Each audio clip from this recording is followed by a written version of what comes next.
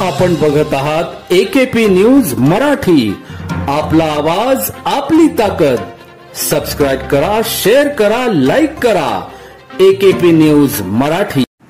Nashik police आयुक्तालयातील Nashik road police ठाणे हद्दीतील रेल्वे स्टेशन जवळ असलेल्या गोसाईवाडी परिसरातील मुरली अपार्टमेंट येथील पार्किंगमध्ये दुचाकी वाहनांची काही समाजकंटक टवाळखोरांनी दहशत माजविण्याच्या उद्देशाने वाहनांची तोडफोड करत नुकसान केल्याची घटना 19 जून रोजी मध्यरात्रीच्या सुमारास घडली। सदरचा प्रकार दहशत माजविण्याचा असल्याचे दिसून येत आहे।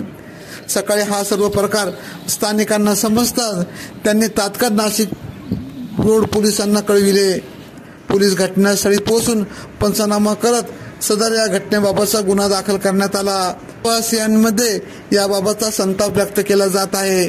पोलिसांची कार्यशैली व त्यांचा धाक राहिला नाही म्हणून टवाळखोर अनेक ठिकाणी वाहनांची अशाच प्रकारे दहशत माजून आपले अस्तित्व परिसरात असल्याचे दाखवून देत आहे। पोलीस प्रशासनाने याकडे लक्ष देण्याची खरी गरज आहे असे नागरिकांचे म्हणणे आहे।